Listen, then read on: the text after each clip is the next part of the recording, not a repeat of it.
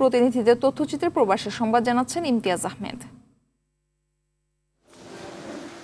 যুক্তরাজ্যে অনুষ্ঠিত হয়েছে জগন্নাথপুর উপজেলা উন্নয়ন সংস্থা ইউকের ঈদ পুনর্মিলনী ও কার্যকরী সভা।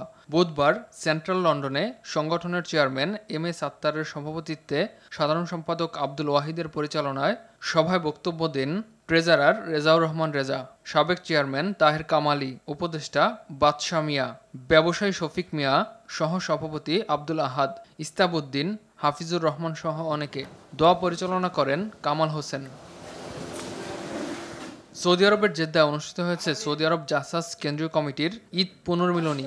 মোহাম্মদ রফিকুল হক চৌধুরীর সভাপতিত্বে গোলাম মোস্তফা ও শেখ ইসমাইলের যৌথ সঞ্চালনায় প্রধান অতিথি ছিলেন সৌদি আরব বিএনপির ভারপ্রাপ্ত সভাপতি আলহাজ আব্দুল মান্নান।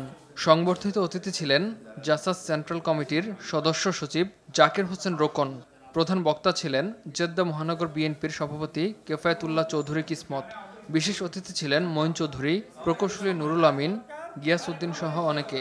এ সময় বিএনপি চেয়ারপারসন বেগম খালেদা জিয়ার সুস্থতা কামনায় দোয়া করা হয়। মালয়েশিয়া পান্ডামারা বিএনপির উদ্যোগে অনুষ্ঠিত হয়েছে দোয়া মাহফিল। খন্দকার মনিরুল ইসলামের সভাপতিত্বে মাসুদ রবিনের সঞ্চালনায় প্রধান অতিথি ছিলেন তালহা মাহমুদ।